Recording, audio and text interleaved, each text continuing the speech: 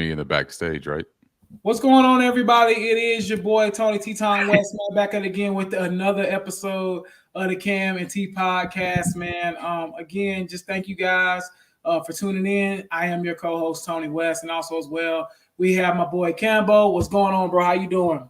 I'm good, man. I'm good. I'm good. I'm living, man. How about yourself, man? How you doing? I'm good, man. Holding up, doing pretty good, man. Busy week, obviously, with the NFL draft and with everything going on in the playoffs and stuff like that. So we just kind of got a lot going on in the sports world. Should be a really good episode. We got a really good guest on here. We're really excited about having him on, man. He has a lot of good insight, and we're gonna really talk about the draft most of tonight. Tonight we'll probably mostly be talking about the draft. And then also as well, we'll be talking about, a little bit of the NBA playoffs as well, because those have been crazy, especially the games that happened last night. They were pretty insane. So that's pretty much all I got, man. And tonight's gonna be a really good episode. So I appreciate you guys' love and support. So without further ado, let's go ahead and hop into the NBA real quickly so we can go ahead and bring our guests up. Two just crazy games last night. Both of the games were insane. Really good basketball played in the first game with the Sixers and the Knicks. I mean, the Sixers had it in the bag and completely fumbled the ball, literally and figuratively, at the goal line, pretty much. Tough loss for them. And then your Denver Nuggets down by 20 points, I think, in the third or fourth quarter, and they do the same thing they do every time they play against the Lakers. They come back and beat them. It's not really surprising to think the Lakers just got to accept Denver owns them at this point. I mean, it just kind of is what it is at this point. How did you feel about the basketball that was played last night and everything that took place? Yeah, I start with the Sixers and Knicks games. Mm-hmm. I ain't gonna lie, bro. I don't know how people watch the 76ers because every time that big dude with the fro get the ball, the referee decided to put the whistle in his mouth. You know what I'm saying? It's so lame to me, bro. You know what I'm saying? I can't get behind it, to be frank with you. But agendas aside, I mean the game was really good, man. The Knicks did their thing, especially late. A home team has not lost yet in these playoffs. Yeah. Home teams are undefeated. They came back, they crawled back. One thing about it, though, is the 76ers got to find a way, if they want to get back in this series, they got to find a way to hold their leads and really play their game of basketball down the stretch. Yeah. Embiid was going crazy in the first half. I think he had 10 or 11 rebounds in the first half, 25 points or something like that. Mm-hmm. And then in the second half, he had one rebound. And you know what I'm saying? That's just not good enough, especially when you being the big man on the floor. I know he's dealing with a knee injury right now. And that's another story for another day because I don't think they should have brought him back for a ring that they probably not going to win anyway this season. You know what I'm saying? So I think that was a bad idea on their part. But the 76ers got to find a way to close out games and to finish games. And then as far as the New York Knicks go, Brunson, DiVincenzo, Josh Hart is playing out of his mind. I mean, he's shooting the ball at a clip that he never touched before in the regular season. So Josh Hart is going crazy. Mitchell Robinson is playing very well against Embiid. So the Knicks just need to really keep doing what they're doing. Find a way to get the start the game hotter. But other than that, man, just keep doing what they're doing. And then as far as the Lakers and Nuggets game goes, boy, oh boy. I ain't gonna lie. Yesterday I was like, okay, this gonna be the one. The Lakers, they got us. You know what I'm saying? I was like, because when they first started the game off, I was just seeing how Anthony Davis was playing. He didn't miss a shot. God, I don't know how long it took him to miss a shot, but he was going crazy. I mean, AD, he really stepped up this season. He's been playing very well these playoffs, these two games against the Nuggets. But again, when you got such a loaded team, when you solid 1 through, I think we play 10 guys, 1 through 10, all throughout the game, when you just find ways to get back into it when you're down, Mhm. it's gonna be tough for these Lakers to even. I don't want to shoot my team in the foot, but it's gonna be really tough for them to win a game in Yeah, this series because the Nuggets just have their number. Um, LeBron has been outstanding. Anthony Davis has been outstanding. D'Angelo Russell struggled mightily in game one. And everybody was saying, oh, well, man, we would have won game one if D'Angelo Russell just hit some shots. D'Angelo Russell played out of his mind in game two and yeah, still found a way to lose the game. That's what I'm talking about. Like you said when you first started it off, the Nuggets just own the Lakers right now. It's been 10 straight, including the playoffs. It's not looking good. So with that being said, also great game winner by Jamal Murray. I mean, shoot. absolutely. I mean, it's just nothing more to even really say about that. I mean, it's the Nuggets, man. We're here. You know what I'm saying? We're here. Yeah, for sure. Again, man, yeah, I kind of pretty much agree. I just think, Lakers, they're just, and like you said, I think Anthony Davis is having a really good season too, as well, and really good playoff games. And, it's just not enough, unfortunately. So I think with that game, I don't think they win a game. I said that before the series even started. I thought they were getting 4-0 swept.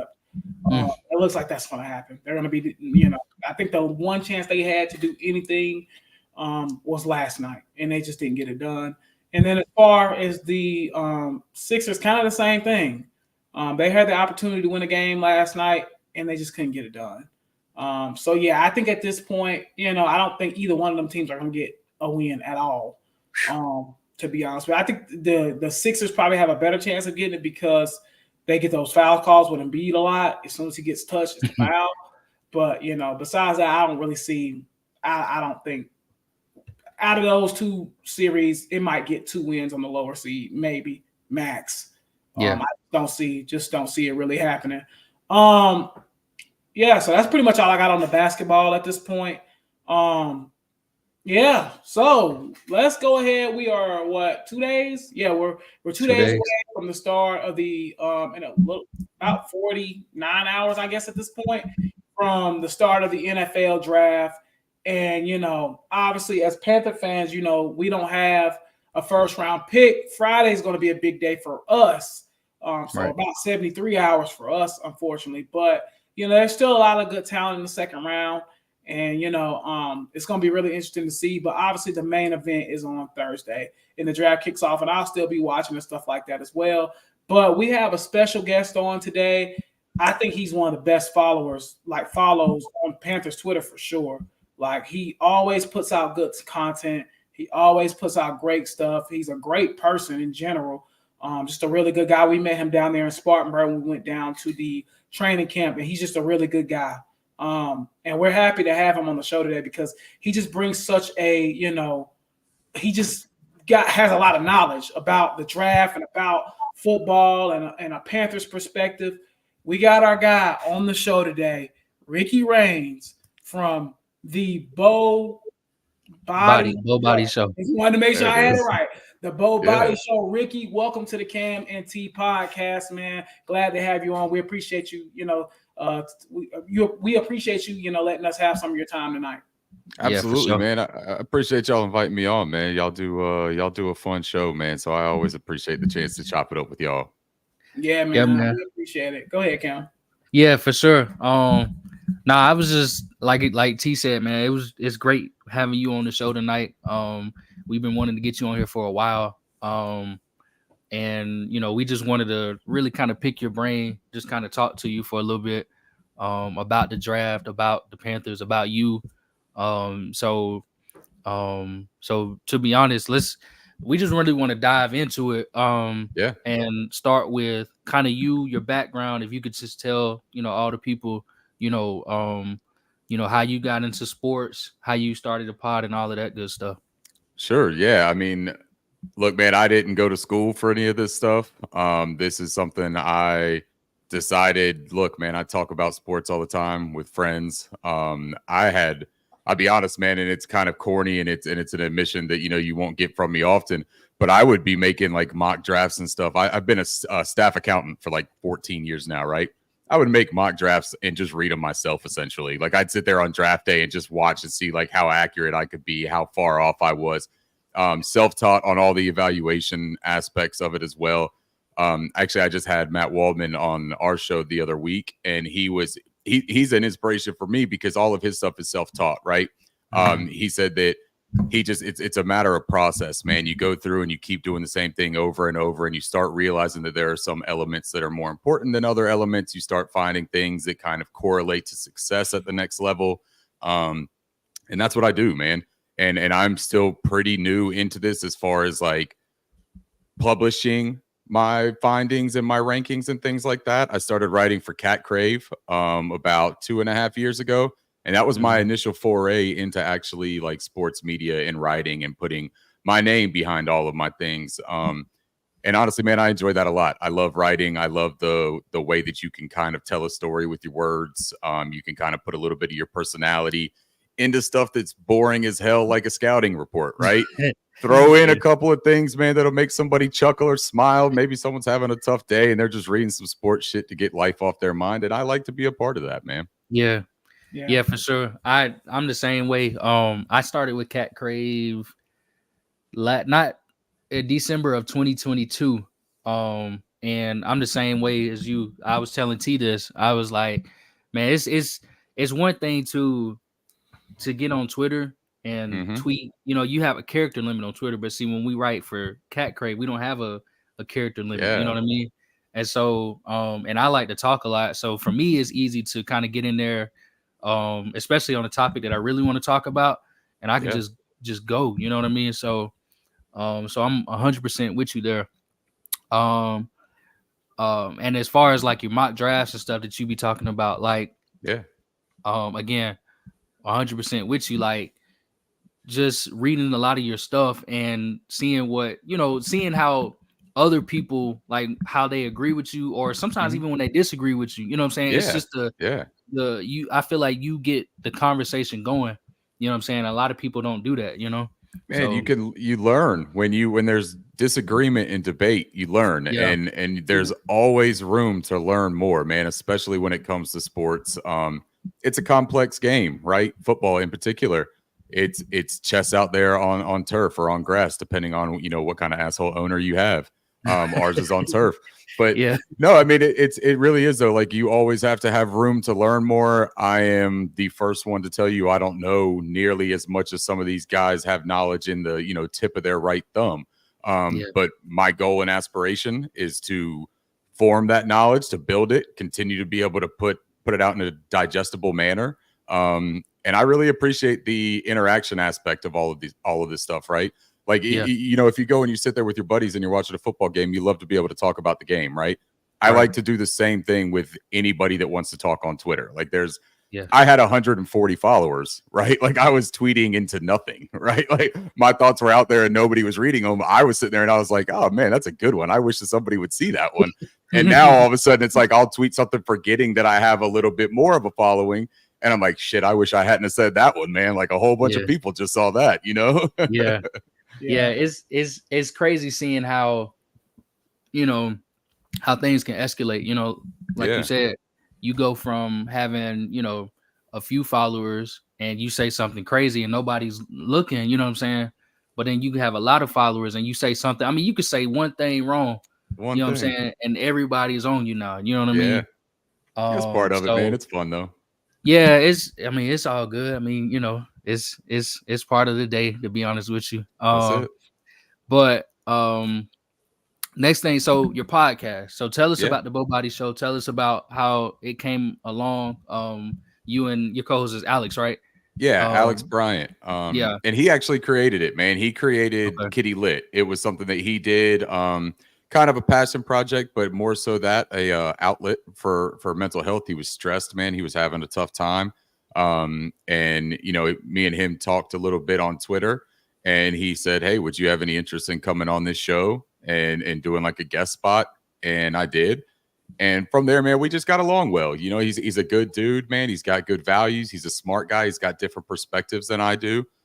So I didn't want to go on and just talk to somebody that felt the same exact way as I do about everything. I like a little bit of difference.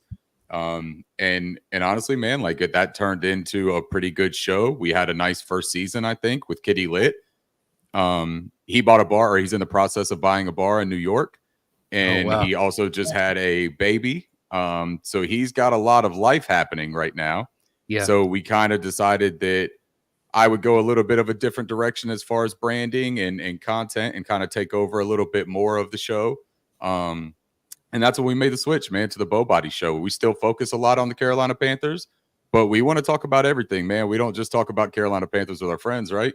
Might as well have a full spectrum show like y'all do, man. Y'all touch on anything that matters to you at the time, man. And I respect that. And I think that's the way that we all interact with each other in life. So why not do it on a show? Right. Yeah, no doubt.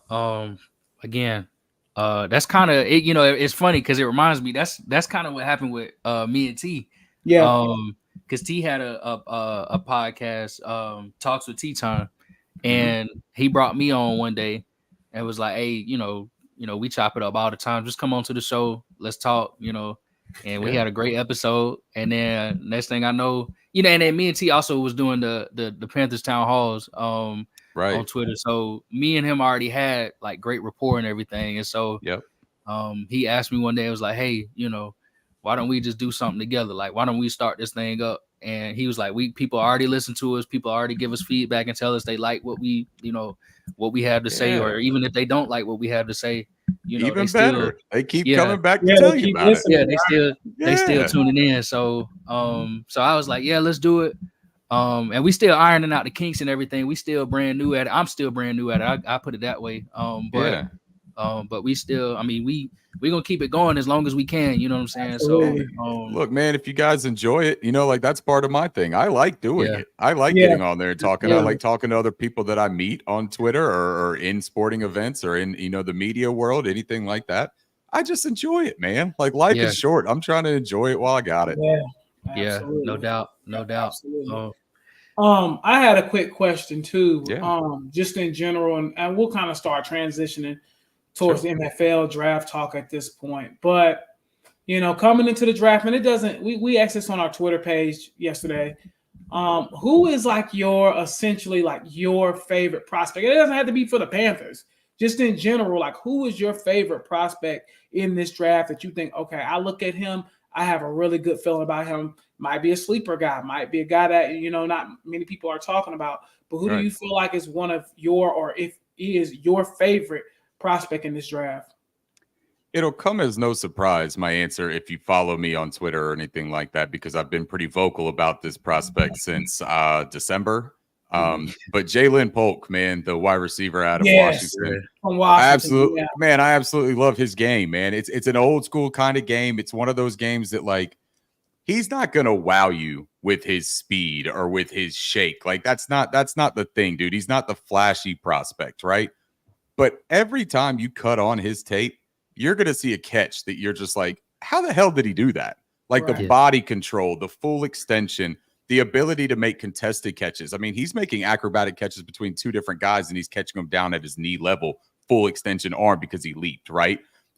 There's just aspects of his game that when I watch it, I find it really hard to believe that he won't find a role to succeed in the NFL.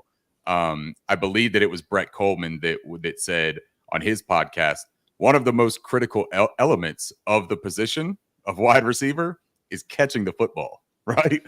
That's what Jalen Polk does, man. He catches the football, and he's got enough savvy and nuance to his route running that's going to improve, I believe, out of that system from Washington. That system in Washington was friendly, right? They didn't ask him to do a whole lot. It was a lot of off coverage. He struggles a little bit against press. He's going to have to work on that release package. But I've also seen flashes of it where he does get a guy right off like a double step on the release, and he gets on over the top and he stacks the defender and catches a nice deep fade for a touchdown. So the flashes are there, the ability is there. But Jalen Polk is a guy that I would love to see in Carolina. But if he's not here, man, I'm still going to be a big fan of his. Yeah, man. That's funny that you said that because Cam, you remember when we were doing the college football preview last year, Who did I bring up? I said Washington is going to be a special team, and they ended up going to the national championship. So I was pretty spot on with that. And I said the reason is why is because of that defensive line they got and them 3 wide receivers. Man. Jalen Polk, and the other kid as well. I can't think of it. Jalen McMillan. Jalen McMillan. Yeah. So I remember saying that back. That was August of 2023, and I said that's going to be the difference maker with Washington, and I was right. Jalen Polk's a great call, man. That's a great call on that too. I think Jalen Polk is extremely underrated. I think I wouldn't be surprised if he goes 3rd or 4th round. Well, everybody says they want Puka Nacua, right? That's the thing because of the huge year that he had last year. But I really think that people say that because he was a 5th round gem. If you want Puka Nacua's game, that like blue collar, bring your lunch pail, get involved in the blocking game, because that's another thing that Polk does really well. He wants to mix it up out there, man. Yeah. Puka does too. The Rams love to bring him in on those shifts and motions and let him run through like the C gap where he's picking up linebackers that are trying to cut in. And he does, man. And that's the same thing that Jalen Polk can provide. So like, if you're looking for that Puka Nacua, you're not going to get him in the 5th. I think that I heard you say that you think he might be 3rd or 4th. I'm going to tell you, man, I'm going to be really surprised if he makes it out the 2nd. I think that NFL teams are going to like him a whole lot more than the public does. Yeah. He's a good player. He's a really good player, honestly. He really is. Go ahead, Cam. I'm sorry. No, I was just going to say, we've seen players kind of leap on the NFL team boards versus, like you said, public perception. You know what I'm saying? Right. Mingo, right? Yeah, shoot, a lot of Panthers players, to be honest. But we've seen, this class is so loaded. Even a guy like Jalen Polk, who might not even be on, I don't think he was on Steve Smith's top 10 wide receivers, if I'm not mistaken. No. Yeah. But even still, that doesn't mean he's not a great player. This is just a deep wide receiver class, you know? It is, and it's funny. It's funny you mentioned Smitty, man, because Smitty put out his video where he did have nice things to say about Jalen Polk, and he says that he does like him, and I quote tweeted his post about it and just said, "Man, call me crazy, but I just love a wide receiver that's actually good at catching the football." Right. And he replied and said, "Yeah, me too." So he may not make a top 10, and that's the thing, though, man. In this draft, being top 10 is a difficult position to make on a lot of people's boards. It goes about 16 deep, in my opinion, of guys that I would be 100% comfortable taking in the 1st or 2nd round of this draft. And that's saying a lot in this draft in particular, because there's a lot of great offensive linemen. There's some good defenders. This is a good draft, man, at least for the top 125, 150 picks. There's a lot of talent in this draft, man. So the wide receiver position, it is not a slight to be in the top 10 or 15. Absolutely. And we were just saying that last week with Vashta. We brought up how she was talking about the wide receiver position, and we were talking about how, there are other guys, obviously outside of Marvin Harrison Jr., Malik Neighbors, all those top guys. I mean, there are guys further down the draft board, Lad McConkey, Ricky Pearsall, Jalen Polk, Jalen McMillan.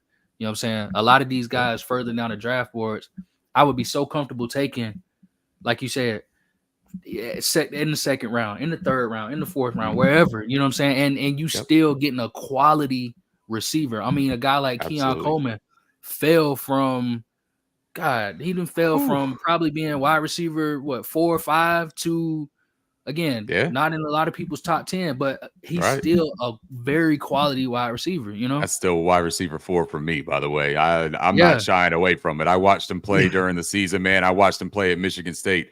That's a good football player, man. You can give all the measurables you want to. He ran a 4.6 40. I get it. He also ran almost 21 miles per hour on the gauntlet drill in a straight line and didn't drop a single thing. So I've seen him play it in real speed in the games. I saw him in the gauntlet. I ain't worried about Keon Coleman, man. That's a wide receiver right there. Yeah. So let's go deeper into I guess the draft board, and let's talk about so give me, if you don't mind, let's talk about quarterback for a little bit. Okay. So me and T kind of agree on our top 5. We said we have Caleb, we have Drake May, Jaden Daniels kind of interchangeably, and then also McCarthy and Penix is kind of interchangeable too. So how do you feel about the quarterback position in this draft? And what do you think is good fits for, I guess, those top 5 quarterbacks? Yeah, so I've got Caleb Williams as my clear quarterback one. You watch college football for the past 2 years, man. He's been the best quarterback, right? He's got elite arm talent, a great creator out of structure. I know a lot of people like to say that they question his ability on schedule. How is he going to perform? But I think that he's going to be fine in that regard, to be honest, man. He can read a defense. He can process information pretty quickly. Now, him holding the ball, he's going to have to get rid of that, but he's going to go to Chicago. Chicago is doing their damnedest to give him the best supporting cast that you could imagine for a rookie, right? You got DJ Moore. They just traded for Keenan Allen. They're going to be able to draft another player at 9, whether that's another skill position or whether they bring in an offensive lineman. Their running back situation isn't bad. They've got the tight end Cole Kmet. I think he's a third-year kid out of Notre Dame. So, I mean, they've got some talent there on the offensive side of the ball. My quarterback too is Jaden Daniels. I like Jaden Daniels more than I like Drake May. There's a healthy debate about those two.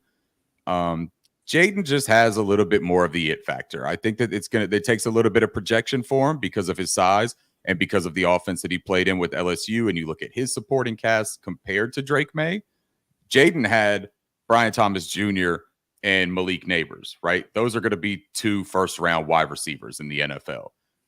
But they also benefited from having Jaden Daniels. You know what I mean? So it's like, as much as you want to sit there and credit them for his success, why not share that success with each other? Because Jaden Daniels was responsible for orchestrating a lot of that offense. I think that his athleticism is something that puts him in a tier above as well. Drake May, I like the physical tools that Drake May brings.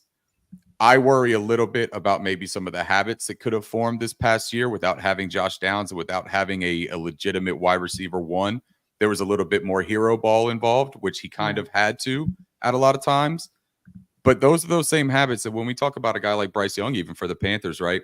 If they start doing things that are out of their character and they start to develop some things that you see multiple times in games, you wonder if that's going to become a norm for them. And if it does for Drake, I do think that he can struggle a little bit early on. Going to a place like Minnesota, where he has familiarity with Josh McCown, their quarterback's coach, and getting a guy like Justin Jefferson, assuming they don't do something foolish and try to offload him. I think that that's a great situation for Drake because he doesn't have to be the star there, right? If you go to Washington right now, I mean, they're asking you to carry that offense a little bit. They got Scary Terry, but I don't know how scary he is in certain regards, right? But outside of that, there's a lot of projection with that offense. I like what Minnesota has. I like their coach, Kevin O'Connell. So I think that that's a really nice situation. JJ McCarthy is the hot name. I don't know, man. I get this feeling that JJ McCarthy is one of those guys that he's got the tools. I've seen the laser rocket arm. I've seen the tight window throws. And I know Michigan didn't ask him to do a whole lot, but there might be a reason for that too, right? It may have been a trust factor of we're not 100% sold that he can carry the offense. We think he's a good game manager, and I don't have a problem with the game manager. But when you talk about trading into the top 10, I'm not sure that I would do that, right? Right. So that would be my top 4. But Michael Penix Jr. is a case that if I didn't have concerns about the medical aspect, I would probably have him closer to 4 than 5. But he's just had a rough go, man, with his medicals. Now, I know he got the all clear, so who am I to say any different than that, right? Like, those are the doctors that gave him the all clear. There's a lot of guys that get the all clear and end up having problems. It's kind of just like something that follows them.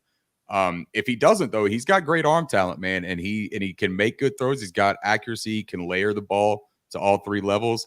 So I do like him. I just have a little bit of question about the durability for him. Yeah. And see, if you, we kind of said the same thing, to be honest, about all those guys. In particular about McCarthy. I know T, that was pretty much spot on about how he kind of feels about McCarthy too. He likes. I don't mean to speak for you, but you know, he was. That's exactly what I said last week.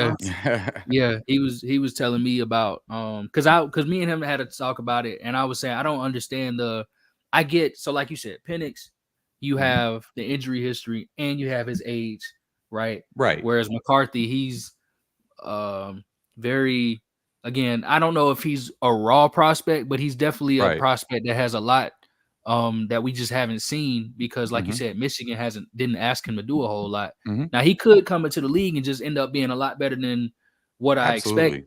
You know what I mean? But at the same time, I'm also thinking like, well, maybe Michigan believes that he couldn't do it all, like just what you just said. Right. Like maybe he couldn't do because he struggles.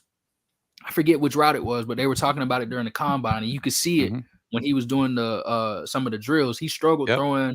I think it was to the left or something like that, left on the out or something like that. And then, but again, he's young. He's definitely 21 years moldable. old. Yeah, like he's absolutely worth a shot. I just don't know if he's worth trading up for, especially to get to the top 10. I don't think so. And he graded out better for me because I do think that from an arm talent standpoint, right? I think that he's got a really nice package of tools in his arsenal as a quarterback. But it's just really difficult to make that projection on what he is going to be in the NFL. I loved him as a college player because he had better talent than some of the guys he was playing against. The NFL is a pool of the best talent that you're playing against. And that's another thing with Michael Penix Jr., right? When you get pressure on him and you get him off his timing, he struggled, man. And that was a question about CJ Stroud last year coming out. But he demonstrated against Georgia, an SEC defense, exactly what he was able to do, right? It should have been a forewarning to everybody that he can make those plays. He can do that. Michael Penix Jr. against that kind of pressure against an elite defense, we saw Michigan in the national championship. He struggled mightily. So if you speed him up and you get him off schedule, how does Michael Penix Jr. react, right? And if he's already 25 years old, how much developing is going to be there for him? JJ McCarthy, as you were alluding to, Cam, you could kind of mold him a little bit, man. He's 21 years old. He's a little bit raw, but he's shown a lot in the little bit that he has done at Michigan to suggest he has the ability, man, to be a franchise quarterback. Yep, for sure. And on top of all of that, there's the intangible stuff about it too. Great leader. You know what I'm saying? Everybody raves about him coming out of Michigan, right? We know what he means to them. You know what I'm saying? Even Tom Brady said he was the best quarterback in Michigan's history. Even from a leadership standpoint, to lead those guys to a 15-0 record. That's not an easy thing to do, you know, in the Big Ten. So absolutely, I'm with you on that. T, if you had a question. I had a question. I'm gonna try to transition a little bit over to the Panthers, just a little bit. We had picked 33 and 39 on Friday. Excuse me. What do you think are the top 3 biggest needs for the Carolina Panthers? Going into this draft. Man, that's loaded, T. You're hitting me with a tough one, dude. Honestly, I think that corner has to be a position that they put a little bit of emphasis on. I love JC Horn, and I think that I've had conversations with people a lot about this. And Cam, I know how you feel about JC. He's a dog, man, and he's a hell of a ball player. But the best ability is availability, right? The old adage. I hope that JC Horn could put together a 17-game season, and if he does, I think that he's going to be looked at as top 5 for his position next year. Yeah. If he's unable to do that, who do you have to fill in for him? And then who's playing on the opposite side of him? Because they brought in Dane Jackson, man, and I like Dane. He's fine. He's a depth player. He's a backup cornerback, in my opinion. He's a zone coverage kind of guy.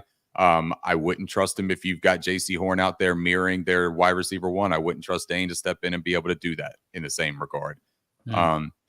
So I think that if you look at it, if a guy like a Nate Wiggins or a Kool-Aid McKinstry, if they were to fall out of that first round because a run happens on offensive tackles or quarterbacks or receivers, I wouldn't hesitate to pull the trigger on one of those two, to be completely honest.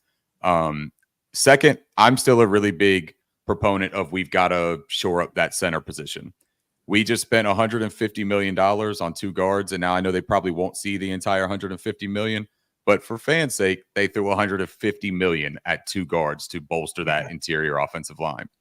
And then they had the nerve to tell us, and we're going to move Austin Corbett into center after 2 significant leg injuries And he's never taken a meaningful snap in the NFL at that position, which, look, I know he's a smart dude. I'm not that worried about him being able to physically snap the ball between his legs and call out protections. I know he can do that, right?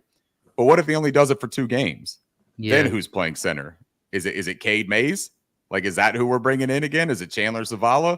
Like, what do we do there? We don't have a backup. And every time that Austin Corbett was tried to be given a center job by teams in Cleveland and Los Angeles, he got beat out in camp. Yeah. So if you bring in Jackson Powers Johnson or you bring in Zach Frazier, who are 2, I honest to God think are like can't miss type of prospects. So I probably just jinxed them entirely. I apologize about that. But if you bring in one of those 2 guys, and there's a historical element to this, that when center is drafted within the top 40 picks, and he actually is drafted as a center and plays center, I think it's been 12 players since 2006 that have been drafted in that regard. 11 of them have gone on to make Pro Bowls or All Pros. So 11 out of 12 is a significant probability for me. I'd be comfortable, man. I want to get this team better. I want the roster to be better. And I think one of the ways you make Bryce Young better is by allowing him to step into the pocket and give him time to throw. Number 3, man, that's a tough one because I think it's either a linebacker or a wide receiver. Yeah. I don't think that this wide receiver room is done. I love bringing in Deontay Johnson. I think that Adam Thielen is still serviceable, but you're not going to force feed Adam Thielen anymore. So that, 100 catches, 1,000 yards, I don't anticipate that again this season. Deontay is going to get the ball. He's going to get targets. I think that Dave Canales is looking for versatility. I think he's going to want to bring somebody else in there. I think you got to fill out that room with a ball winner. That doesn't necessarily mean that it's got to be Keon Coleman. It doesn't necessarily have to be Xavier Legette. But I also totally understand the appeal of guys like that for this wide receiver room. So, okay, so you said cornerback, center, and wide receiver. That's I think that's the same thing that that's pretty much said, same. right? Same thing Best I said last week. Yeah. And anytime that I can get agreements with somebody as smart as Vashti, count me in, man. Sign me up.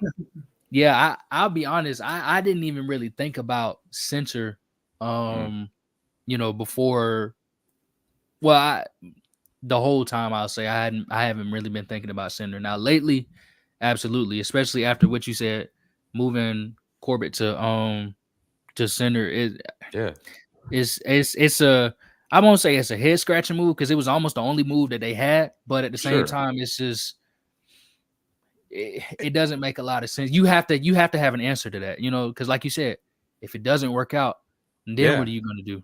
And look, man, he's only 2 years removed from being probably the best offensive lineman we had on that line, right? Yeah. Like he was a really, really good player for us as our right guard 2 years ago before these injuries. Yeah. But I've got to be smart and hesitant about it, of just assuming that he comes back to form when he didn't last year and then suffered another injury. I made a comparison to like building a retaining wall, right? Because your yard, it floods every time that it rains. So you spend a bunch of money to bring in these concrete bricks to build a mason or to build a retaining wall. But then you put just a really nice hefty bag in the middle of it to just catch shit instead of completing the wall. Right. I think you got to build that wall all the way around, man, or you're not going to get the full effect of what you just spent all that money on, Yeah.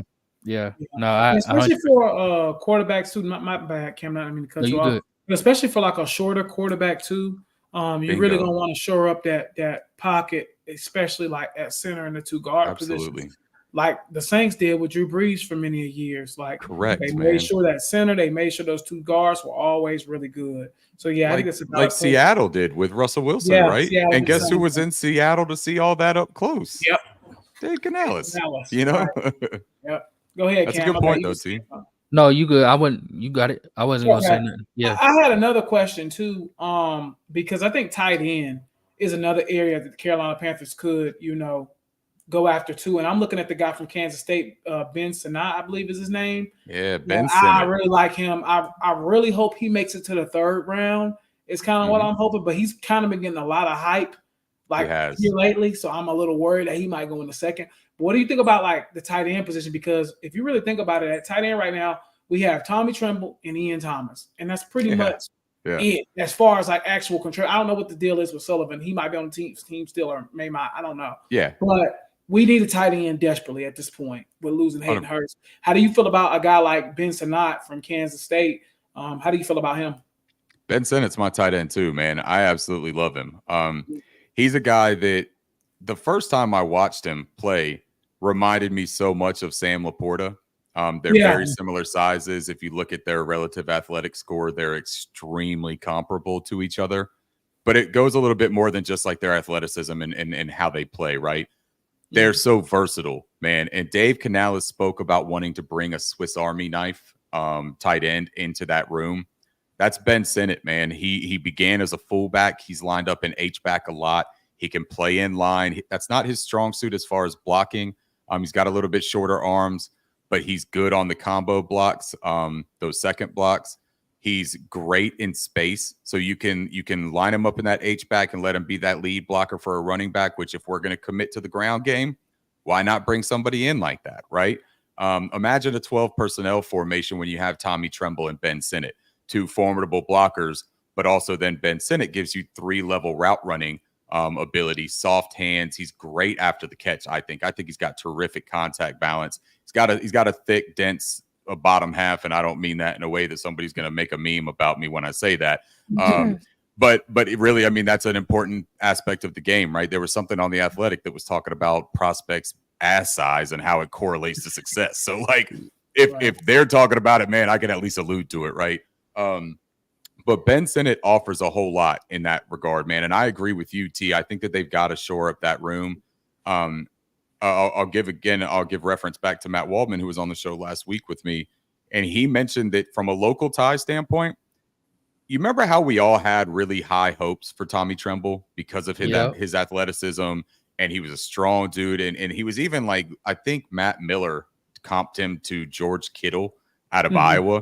Yeah. That was like all of our hopes and dreams for Tommy Tremble, right? Matt Waldman told me that he sees Ben Sinnott as that guy, the guy that Tommy Tremble was looked at as possibly being able to beat. He said that all the hype around Michael Mayer last year coming out, that some of that hype should have been put on Ben Sinnott during the college football year because of how good he was at the tight end position. He's just a guy that plays for Kansas State in a really crap offense, so nobody really paid attention to him all that much. But he took another step this year as a centerpiece of that offense. So he's my tight end too. A lot of people like Jatavion Sanders. I like him fine. I just think that he has a more limited role. I don't think he's a very good blocker. I don't think he's an exceptional athlete. So I think that he's going to be limited in his effectiveness. Cade Stover is a guy that I'm fairly high on out of Ohio State. I like him a lot. I think he's got great hands. He's a good route runner, and he's also proficient at special teams, which for some of these guys, man, you also got to have that in your bag because you may not be starting and playing and making an impact right away. So where do you find value to keep them on the roster, right? Yeah. Yeah. I wanted to bring up too, you said linebacker before, as a potential position of need.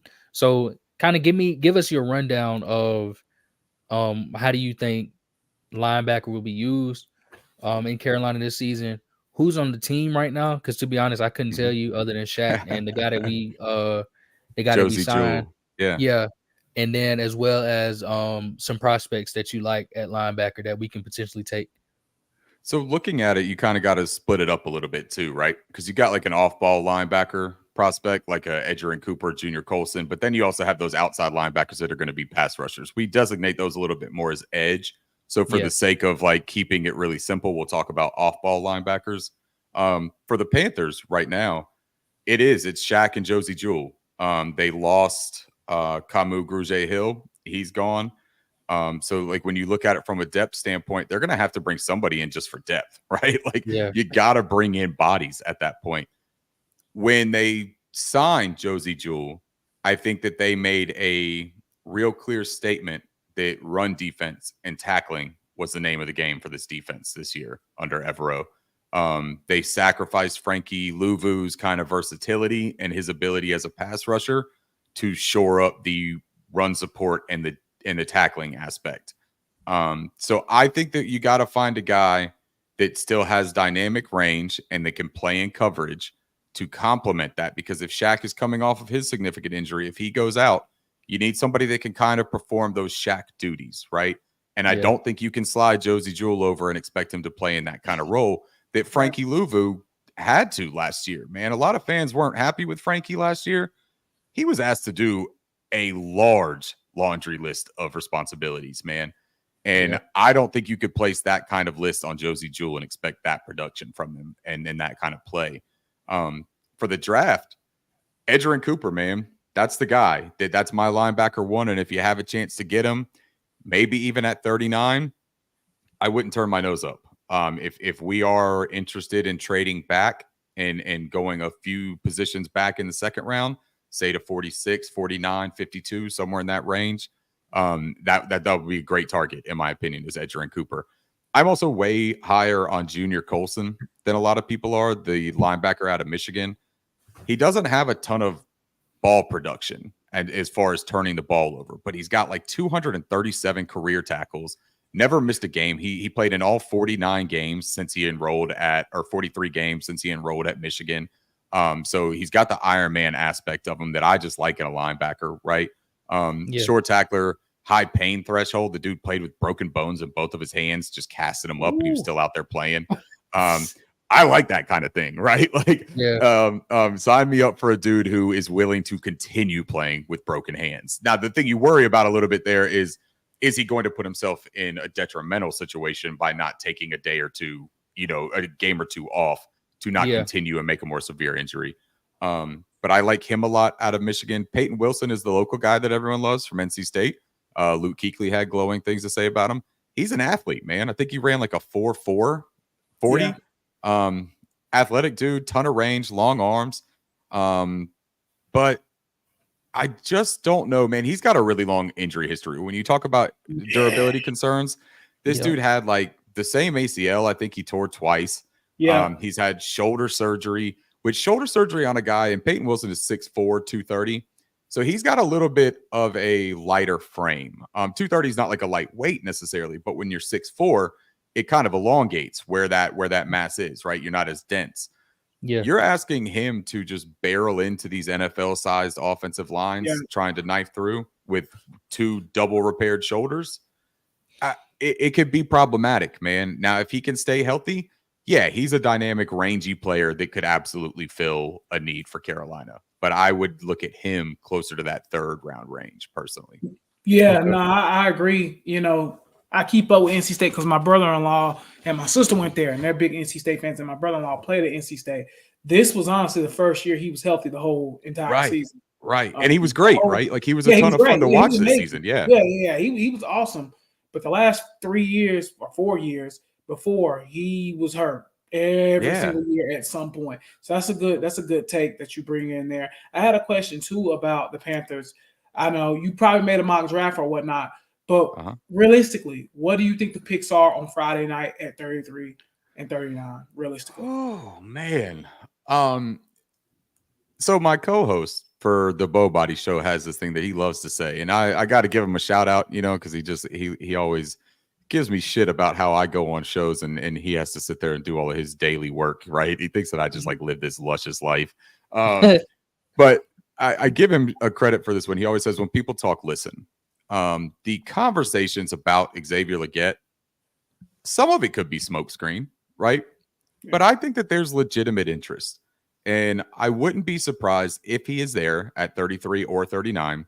Would not be surprised to hear his name called. And I don't think that that's a bad pick either. It's a pretty divisive prospect in a polarizing conversation that happens amongst Panther fans.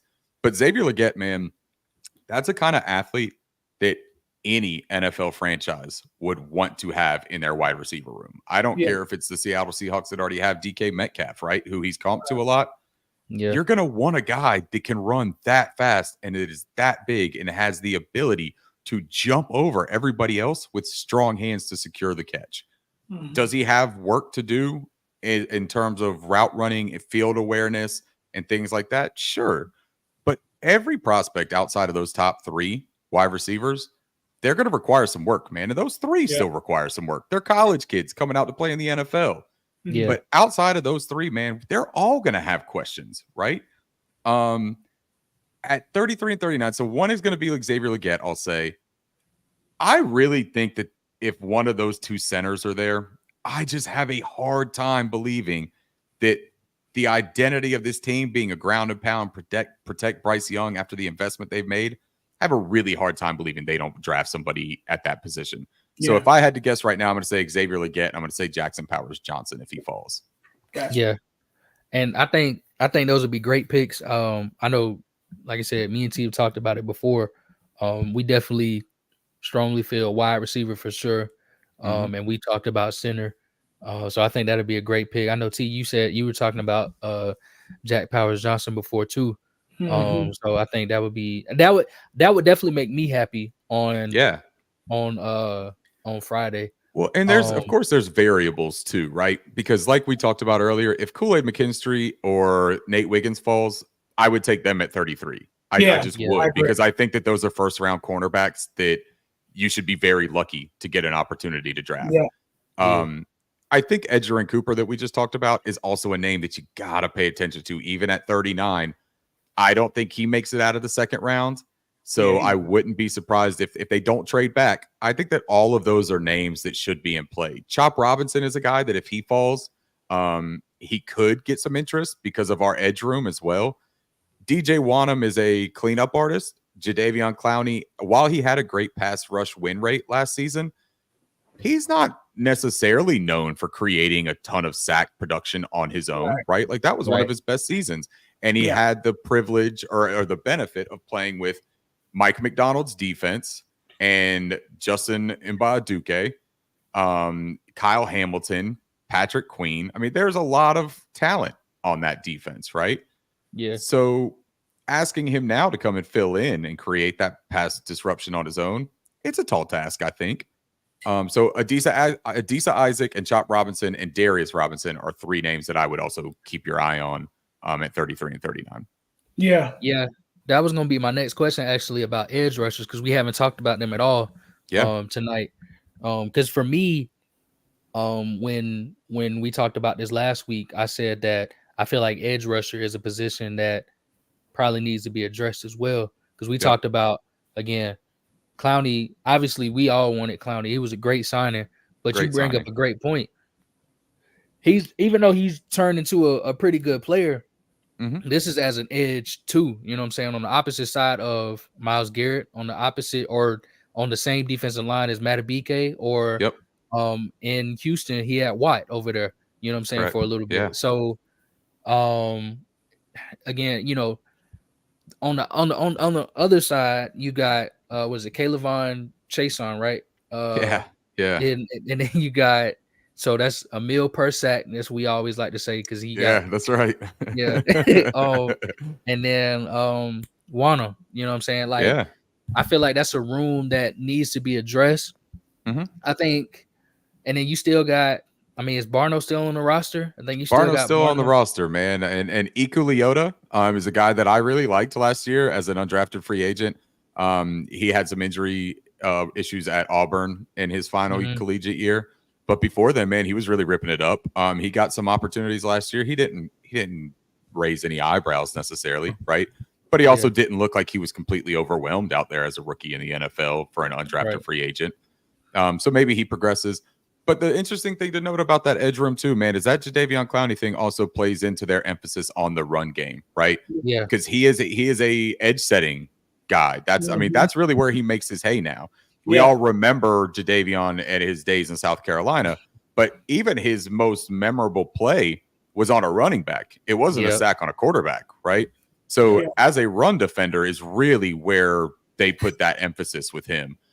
So I think that if you do go with the edge player in this draft, we know Evero likes run defenders. He got DJ Johnson last year, and everyone knows how that turned out.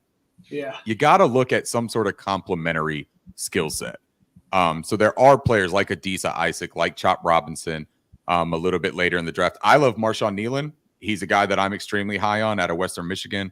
You talk about a guy whose motor runs hot all the time, who's kind of just scratching the surface as a pass rusher.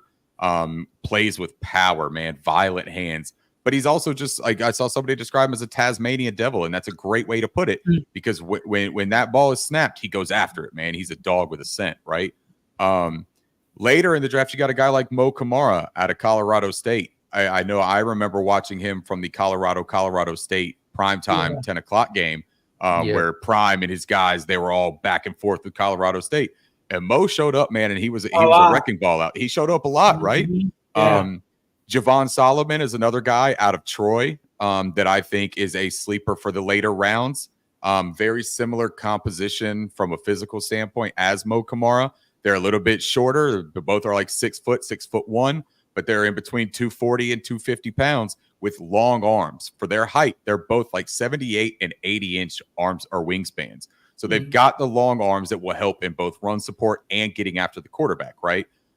So those would be the prospects that I would look at there. Jonah Ellis, Austin Booker are guys that some people like a lot as developmental guys. Jonah Ellis is lethal with his spin move. It'll remind a lot of people of Spider. But I think that they both have some functional strength issues, and they're going to have to really develop secondary moves if they're going to be able to make an impact. Yeah, I feel where you're coming from. I had a question, and this is probably my last question here. Now, we know how the first, let's say, 3 picks of the draft is going to go. We know in some type of form it's going to be Drake, Caleb, Drake, and, Jaden. What do you think happens at 4 and 5? So that's with the Cardinals, and then I believe the Titans, maybe. I think it's the Chargers. The Chargers at 5. Yeah, that's right. The Chargers are at 5. So, what do you think happens at those 2 spots? Do you think those are potential trade out spots? And who do you see getting picked at 4 and 5? Pretty much is what I'm asking. I tell you another thing too. I think that 3 is open for business too. I think so too. Yeah. New England, Gerard Mayo, man. Here's the thing: if Washington goes Jaden Daniels at 2, right? Which there's a lot of smoke around that right now.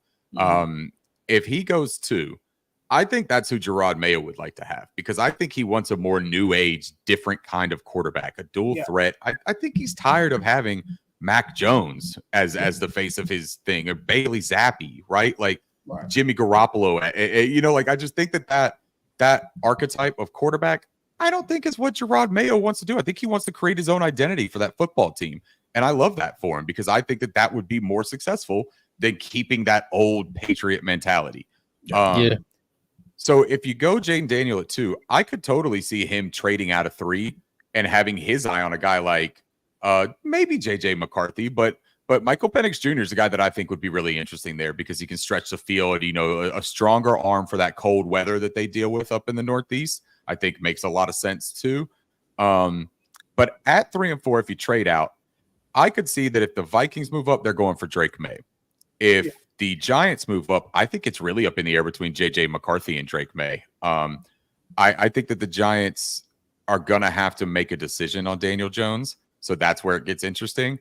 But at 4, man, for me, it's really difficult not to just take Marvin Harrison Jr. Because he is really good, man. You talk about coming in and making a difference. And at Arizona, they still got Kyler Murray, and they paid him all that money. He might have been playing some video games this offseason, but that dude can still play quarterback. He can still be a weapon on the football field. If you give him Marvin Harrison Jr. and you kind of play it back to that age of Larry Fitzgerald on the Cardinals, right? Or DeAndre Hopkins, think about what a number 1 really does for an offense. At 5 is where I'm just completely perplexed. The Chargers need a receiver in a bad way after getting rid of Keenan Allen and Mike Williams. I don't know who they're trotting out there, right? They've got that kid Quentin Johnson that they drafted last year out of TCU. He struggled mightily as a rookie. I'm not sure that I would feel comfortable going into the season with him. So Rome Odunze is actually my number 2 overall prospect on my big board. I have him over Malik Neighbors. I have him over Caleb Williams. I am a huge fan of Rome Odunze, and I think that he would fit beautifully with Justin Herbert in that Chargers offense. But Harbaugh, man, loves offensive linemen. So you're staring at a left tackle like Joe Alt that is an absolute real deal kind of left tackle. 6'9", 320 pounds, good athleticism, not overly athletic, but functional. He's more technique based, which is going to be exactly what John Harbaugh is going to crease his khakis to, right? He's going to sit there and just think about that technical aspect of the nimble bear on the outside, and he's he's going to enjoy his egg salad sandwich a whole lot more every morning, So I think it's between an offensive lineman and a receiver for the Chargers. I think that you could see trades from 1 through 6 in the first order, to be completely honest, man. I think it's going to be a little bit of chaos in the first round. Yeah, no, I agree. And that's funny that you brought up Rome being your number 2 overall prospect, because Cam is really high. Me and Cam both are really high on Rome as well. Yeah. I think we ranked Malik Neighbors higher than Rome, but I think me and Cam kind of think it's a 2A, 2B situation to be for sure. To be honest, but go ahead, Cam. It's like a pick your poison thing, right? With Rome and Malik, because Malik has the rack ability when he gets the ball in his hands. He's a menace, and he's probably one of the most difficult dudes to bring down after he gets the ball with his speed, athleticism, and strength. Yeah. But Rome Odunze is just smooth with it, man. And he's got great ball skills, good leaping ability, prototypical size at 6'3", 215. I just like him, man. I'm an old school guy that I don't need all of the flash, Yeah. We the way we described him was basically out of the wide receivers, obviously not counting Marvin Harrison Jr., but even though we had Neighbors ranked a little bit higher, we're just so sure that Odunze is going to be good in the league. You know what I'm saying? I don't think, for me, I said this last week, matter of fact, or 2 weeks ago, for me, a player that I know for a fact is just going to excel, I said Rome Odunze, because I just think, like you said, he just plays a style of football that's just always going to work. It's always going to be in style. You know what I'm saying? Yep. I'm with that. I agree with that 100%, man. I think that's a good take. So another question I have for you. Actually, I got 2 more. Okay. The first question is, real quick, who is the first defensive player coming off the board this year, and where are they going? Because I think it's going to be a run of offense deep into the top 10, possibly through the top 10. Okay. Yeah, so, I think that's a fair evaluation, man. There's a lot of emphasis on offense. Dallas Turner is going to be the edge that everyone is going to look at, because he's got the length, the explosiveness, the testing, and the production at an SE school in Alabama. Leatu Latu from UCLA, if he didn't have the medical concerns, I think that people would like him almost more than Dallas Turner. But for me, I'm going to go with either Byron Murphy or Tyrion Arnold as the first defenders to be taken. Okay. Byron Murphy, the interior defensive lineman from Texas, you want to talk about just a game wrecker. He's a disruptor in terms of a pass rush, a vertical pass rush from the 3 technique. He can play the 0 if he needs to, but that's not his natural position. He's a little bit undersized for that, but he's got the low center of gravity and strength, and he plays with leverage. Great pad level that I can just see teams seeing him be a difference maker on the interior. And then Tyrion Arnold is my cornerback 1. I think you could even see a team like Atlanta, the Falcons. I know a lot of people are mocking a edge defender for them. I could see them wanting a cornerback, to be completely honest, man. I don't know that they've shored up that position all the way for them. They tried to with the kid that Detroit signed, and then he had an injury. Who was that? The kid out of Ohio State. Jeff Okudah. Jeff Okudah. That's right. Thank you. They tried with him, and he got injured. I think he's still on the roster, if I remember that correctly. I don't. He's in Houston now. He's in Houston. Houston. So see, I don't know what their plan would be there in Atlanta. And so they got to pay AJ Terrell as well. And they got to pay AJ Terrell. So and what we're talking about in Carolina with this too is just because you have one doesn't mean you're done in the secondary, right? Yeah. You need 2, man, especially with the emphasis on offense in today's NFL. Yep. So Tyrion Arnold and Byron Murphy will be the 2 that I would say have the best chance of hearing their name called first. Yeah. I actually, because I was thinking Atlanta, because they're what, 8, right? Yeah, I was thinking Atlanta. Yeah, I was thinking Atlanta. I just wasn't sure where they would go. Honestly, didn't think about Byron Murphy at all, because I've seen people mock him mid first round. Yeah. And then as far as corners go, me and T, we're big. We're Clemson guys, so we're big. Nate Wiggins guys. And so I was wondering, kind of where you felt about that. And as far as the edge rusher class, I know a lot of people were thinking Jared Verse might be the first edge rusher off the board. And T's in his Madden simulator, Jared Verse went number 2 to Washington. Look at that. Number 2. I thought that was funny, but that's cool though. I think there's a lot of great players in this class though. There is, man. And I do like Nate Wiggins a lot. I do have a question about his frame and how small he is, because the kid out of Washington State last year, that had terrific ball production, very fast, but he was about 180 pounds soaking wet. He got abused a little bit in the league his rookie year. He got pushed around, he got boxed out, and that's a realistic concern. But Nate Wiggins plays with great positioning, man, and he's got great recovery skills as well, which is a really important thing for NFL corners to have, because you're going to get beat, man. You're already at a disadvantage, right? The receiver knows what his job is. He knows where his mark is. The corner is guessing if he's playing man. And when you get these guys like a Nate Wiggins, who's a very fluid mirroring style corner, a boundary corner, you're going to ask him to man press and contain a specific receiver more so than you're going to ask him to have zone containment, right?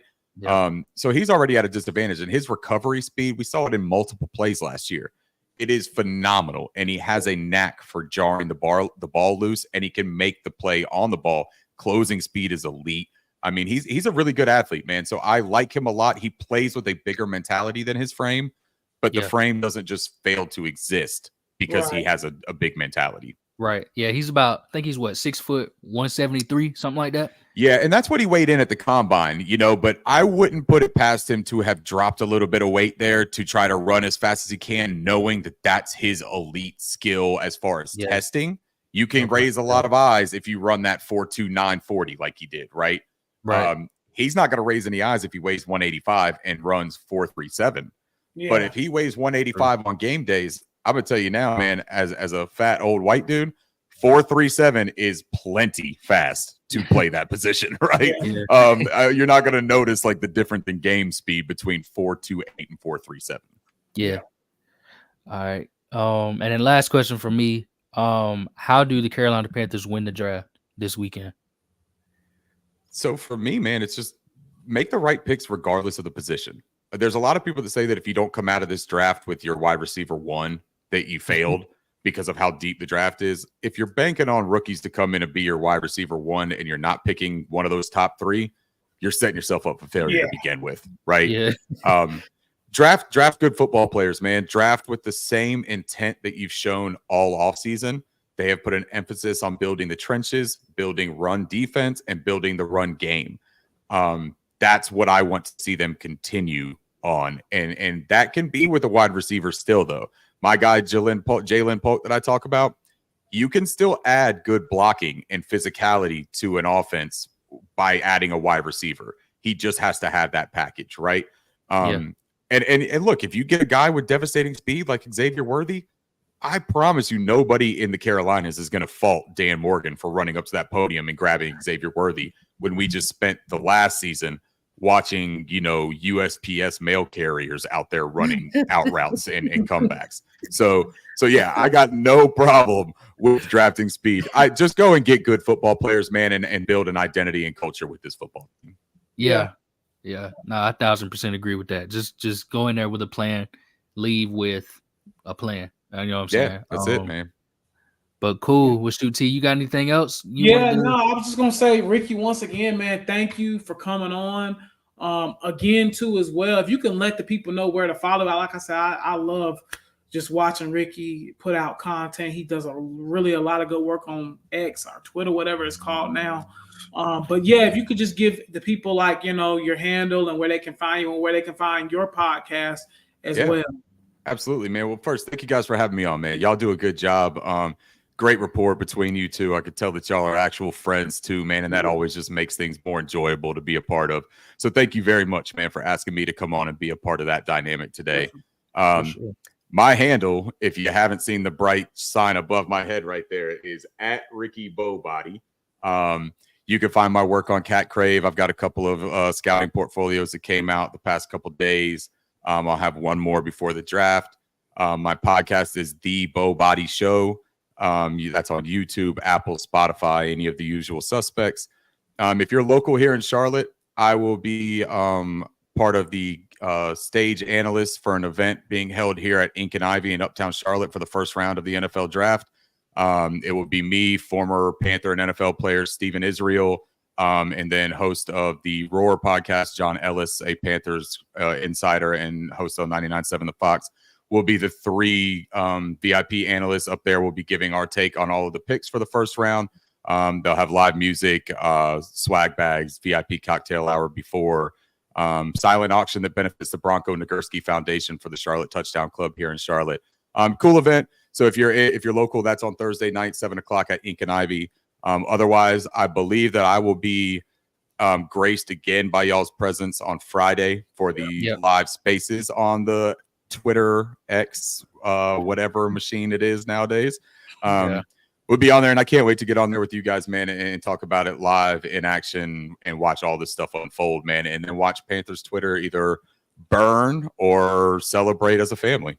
Yeah, it's gonna be a good one, man. It's gonna be crazy, man.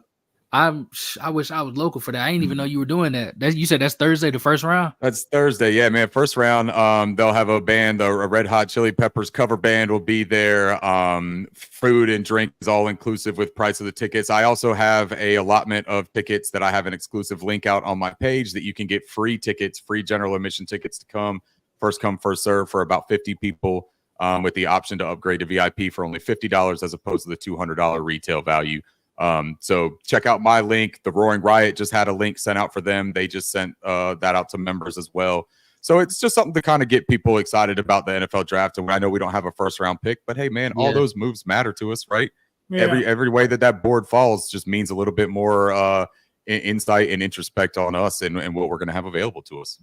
Right. Definitely, man. Yeah, definitely, man. Once again, Ricky, we appreciate you coming on and giving us some of your time tonight. Once again, y'all over here on our platform, definitely go show love to the Boboddy show on all platforms, YouTube.